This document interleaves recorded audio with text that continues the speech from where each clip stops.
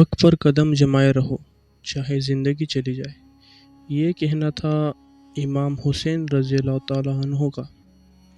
کربلا کا واقعہ اسلام کے تاریخی اور روحانی طور پر سب سے غمناک اور عظیم واقعات میں سے ایک ہے، اور آج کا ہمارا یہ ویڈیو کربلا کے واقعے کے بارے میں ہی ہوگا۔ پیش منظر: نبی محمد صلی اللہ تعالیٰ علیہ وسلم کی وفات کے بعد اسلامی حکومت چلتی رہی۔ حضرت ابوبکر صدیق رضی اللہ تعالیٰ عنہ، حضرت عمر رضی اللہ تعالیٰ عنہ اور حضرت عثمان غنی رضی اللہ تعالیٰ عنہ اور پھر حضرت علی علیہ السلام خلیفہ بنے۔ مولا علی کے بعد ان کے بیٹے حضرت حسن رضی اللہ تعالیٰ عنہ نے مختصر وقت تک خلافت سنبھالی، مگر جنگ کے بچاؤ کے لیے انہوں نے معاویہ کے حق میں چھوڑ دی۔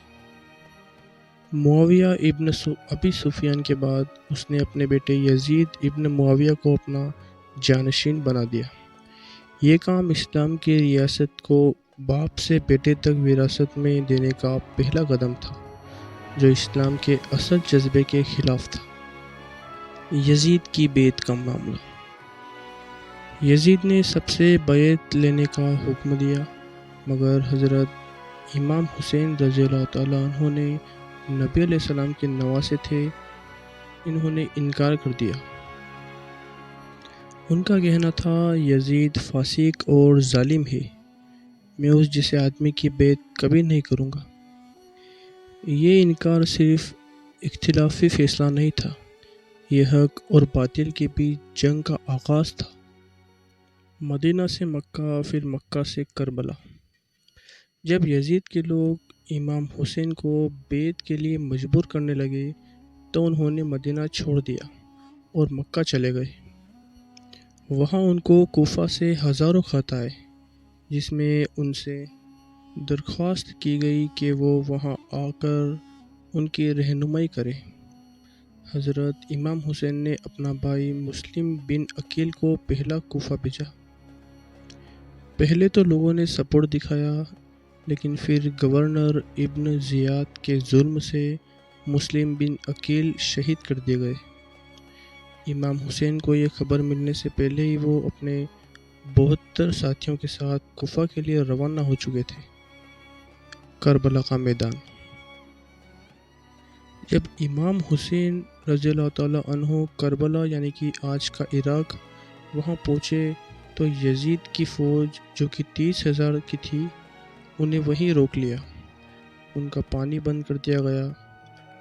دریائے فرات کے پاس ہوتے ہوئے ان کے بچوں تک پانی کا ایک قطرہ بھی نہیں پہنچ پایا۔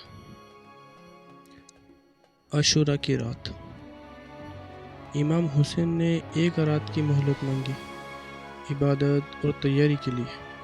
اس رات ان کے کیمپ میں نماز، قرآن کی تلاوت اور دعاؤں کا سلسلہ تھا۔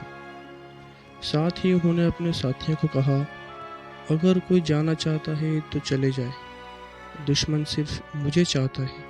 اس کے باوجود بھی ایک بھی ساتھی ان کا ساتھ چھوڑ کر نہیں گئے اور وہیں رک گئے۔ 10 محرم، یوم عاشورہ۔ صبح نماز کے بعد جنگ کا آغاز ہوا۔ امام حسین کے ساتھ صرف 72 فدائی تھے اور یزید کے پاس 30,000 کا لشکر۔ ایک ایک کر کے امام کے بھائی عباس رضی اللہ تعالیٰ عنہ، جنہوں نے دریا سے مشک بھر لانے کی کوشش کی، شہید کر دیے گئے۔ علی اکبر رضی اللہ تعالیٰ عنہ، امام کا جوان بیٹا، شجاعت کا مثال بن گیا، شہید ہو گئے وہ بھی۔ علی اصغر رضی اللہ تعالیٰ عنہ، امام کا 6 مہینے کا ششو، جب پانی مانگا تو تیر گلے میں لگایا گیا۔ آخر میں امام حسین رضی اللہ تعالیٰ عنہ نے بھی جنگ کی اور آخری میں سجدہ کی حالت میں ان کا سر تن سے جدا کر دیا گیا۔ شہیدوں کے بعد اہل البیت کا حال: ان کی بہنیں اور خواتین جسے بی بی زینب کو قید کیا گیا، انہیں کوفہ اور پھر شام یعنی کہ دمشقس لے گیا۔ بی بی زینب نے یزید کے دربار میں بے باک خطاب کیا جس میں حق کی گونج سب نے سنی۔ کربلا کا پیغام۔